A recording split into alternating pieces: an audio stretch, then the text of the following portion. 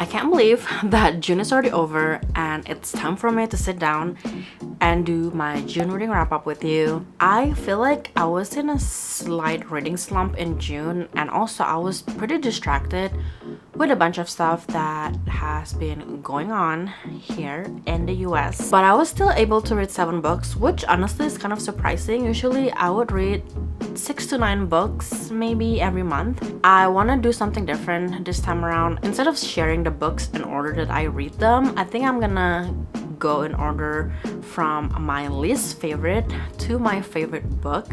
So let's just get started. So my least favorite book this month, and honestly I'm kind of sad to say that it is my least favorite book, and it is The Summer Pact by Emily Given.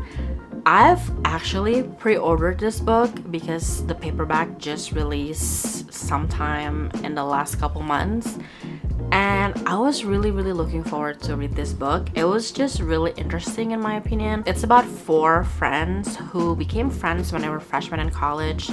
Something really tragic happened between them, and they basically had a pact. Anytime any one of them needed somebody to be there, all of them have to drop everything and basically meet up with the person in need. And it happened, I think, like down the road, maybe like what, 10 years after they graduated college or something like that. Yeah, it is 10 years after they graduated college. I just don't really see myself in any of these characters, and even when there are connection between the characters and like new people from their life, it was just a really weird book in my opinion.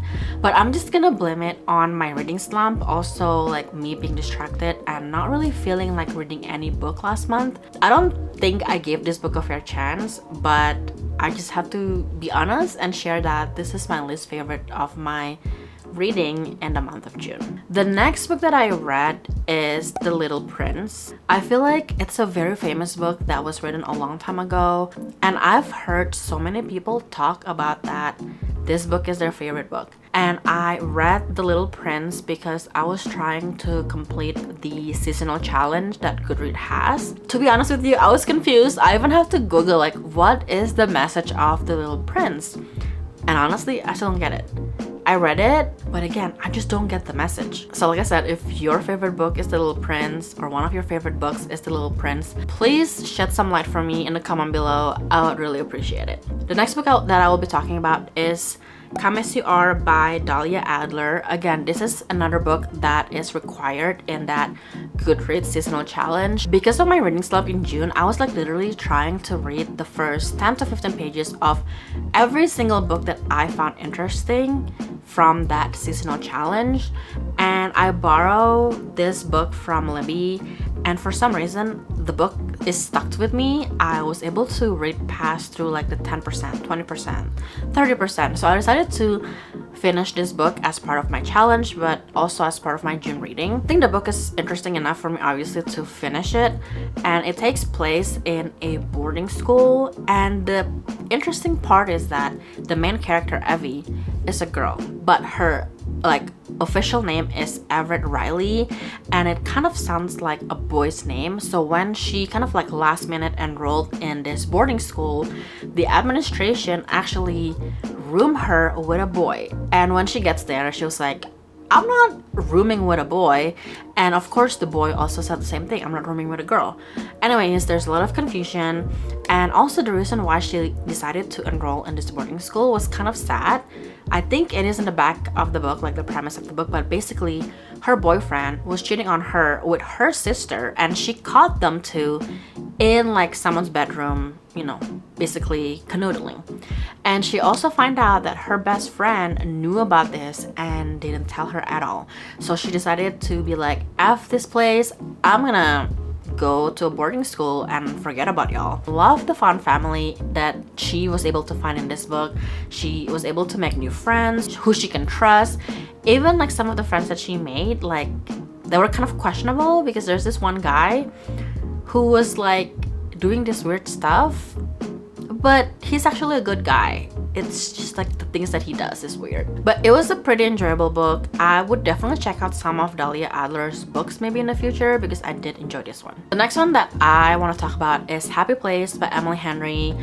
I feel like this is the least favorite of Emily Henry books that I've read so far. I actually read another one this month and I will talk about that in a little bit. But this is again about a group of friends. There are 6 of them in total. 3 of them were the original group of friends, I guess. They were roommates, I believe, in college. But basically, these 3 original girls started the group of friends, and then their significant others basically joined the group.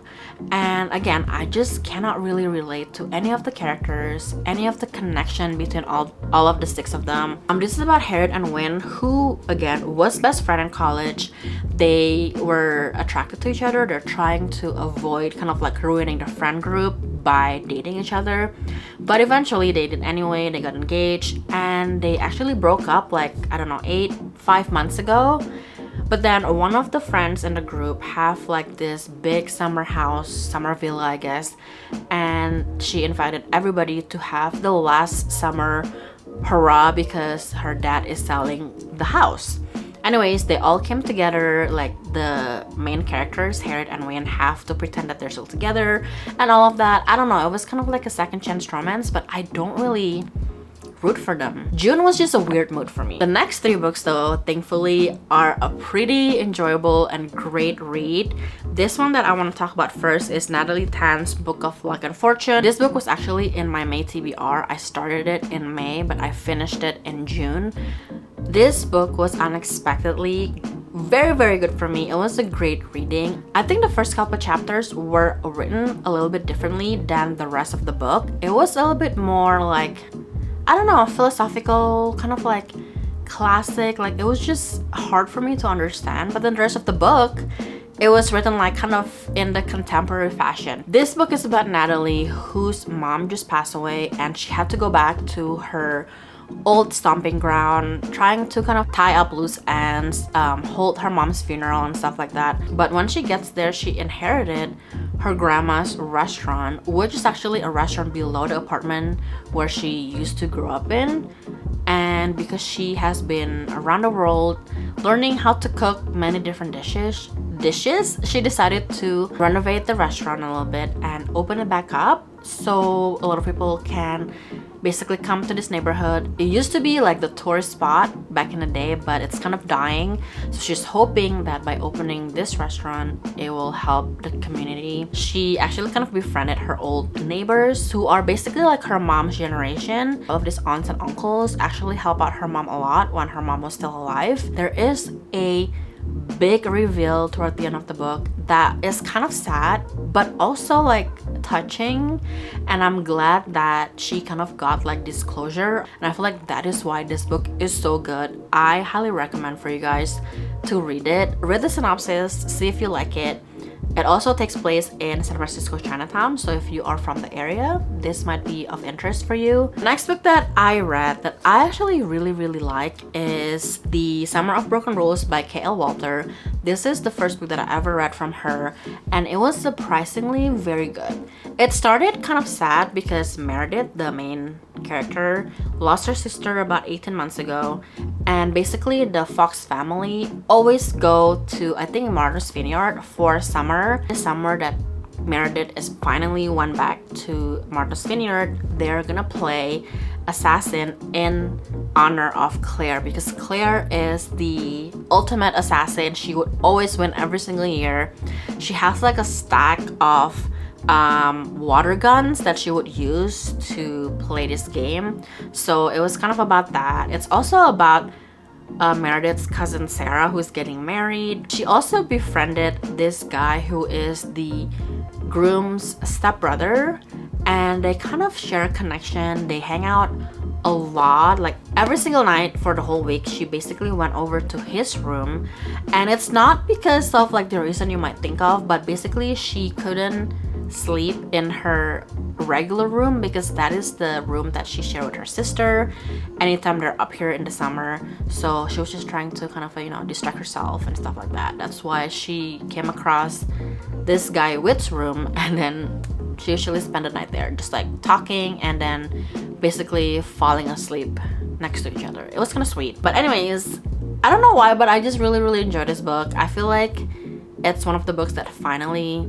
is stuck with me. Like, I started and actually finished the whole book in June, so it is one of my favorites in June, and I feel like you would like it too. Last but not least, again, this is another book that I unexpectedly really enjoy reading, and it is Great Big Beautiful Life by Emily Henry.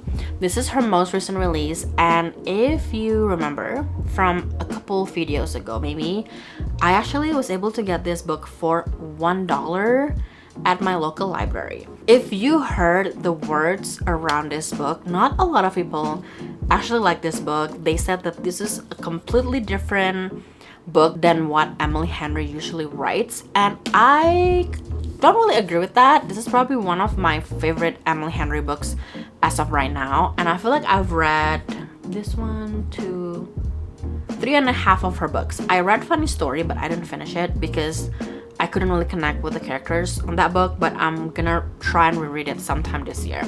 But anyways, this book is actually really good in my opinion.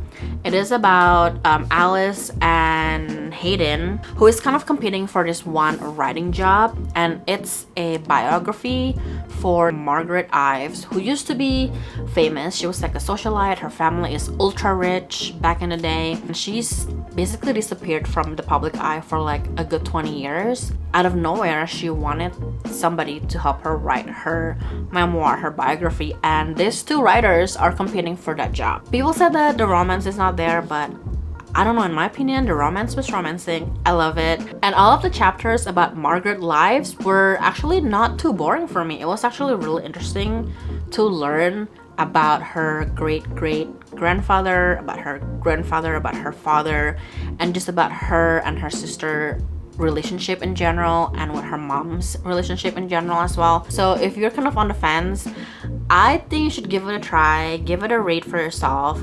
Don't really read or listen to the other reviews that people are posting online. So those are all of the books that I read in June. I'm hoping that July is gonna be a better reading month for me. And if you feel the same way, where you were kind of distracted and you were probably on the verge of a reading slump in June, let me know in the comment below so I don't feel like I'm on my own, because truly I feel like everybody was in a reading slump in June.